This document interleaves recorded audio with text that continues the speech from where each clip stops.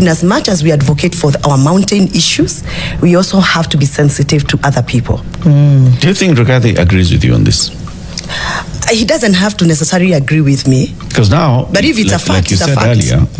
Earlier, he has a lot of sway in the mountain. Yeah. Right? Yeah. But he is not speaking the language that you're speaking.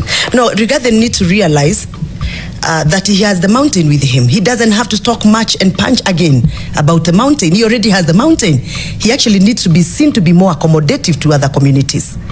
He needs to be seen to be advocating the same energy he's using for the mountain. He needs to be seen to be advocating for the people who are evicted in other areas. He needs to be seen to be advocating for the forgotten communities of this country. Yeah, if really he's a national leader, we need to see Rigathi Gachagua use the same energy and stamina to fight for other Kenyans other than just the people of the mountain. That's my take. He may like it or not like it, but I think that to me that's my approach. He has a very good he has a good way of pushing issues.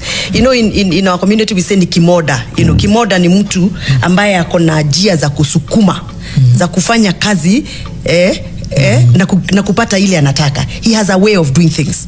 I wish he can use that now energy to fight for other communities, fight for Kenyans, fight for pay slips, so that we don't have any more deductions, fight for us so that we don't suffer more taxation. But he must also dissociate himself in his campaigns from the mountain connotation, because he has fought for the mountain enough. By the way, the other day he talked about PSAs who are just about to be removed from government. When he spoke about it, William Ruto was scared. He had to spare them. I mean, he's done it. We already believe in Gachagua's energy to fight for the mountain. It is time for him to move out and fight for the Turkanas of this country. It is time for him to move out and fight for the Luos of this country. He has to do that. Have you told him? Yes, I have, many times. What does he say?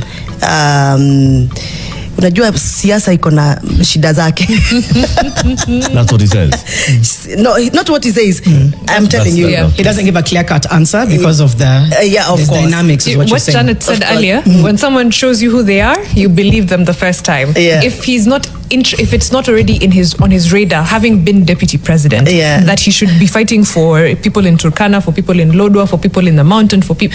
If he's not already cognizant of that, I don't think there's anything that could be. And there is no leader who ever comes and convince me that you're a national leader, and you never did anything when our boys and girls were being butchered in this town. My last question. Yes. What was either the incentive or the disincentive for UDA and Kenya Kwanza MPs to vote for the finance bill and to toe the party line? I think that's a rhetoric question you're asking me. No. Because there are many stories of people being given money. You've heard people say they were given money. It's in the public arena. And people had to toe the line because the offer was just too tempting, I hear. You hear? But no one offered you. No, nobody can dare. I'm that person who can never be dared with such kind of approaches, because definitely I will not. The incentive was money. What was the disincentive? Disincentive was the Gachagua himself. For the last 2 years when he was in power, he didn't carry himself in a pleasant way that would appeal to most members to support him. He was a bit too abrasive. His language was a bit too off-key. His conduct was sometimes off the radar. I feel, this is my take. Because, I also try to talk to members and telling them, please support us, don't impeach Gachagua. And they will say, no, he called me this name. Okay. He treated me this way. I went to his reception, he refused to see me. He came to my constituency, he didn't even greet me, So he also added some catalysm. He catalyzed the process of impeaching himself. Okay. Yeah, but that does not mean that we blame him 100%. Of course, there were other actors around that were fueling the impeachment of Rigathi Gachagua. But may I say this? The same humiliation they served Rigathi Gachagua. The same humiliation God is going to serve them. Yesterday, a mugumo tree in Githunguri fell.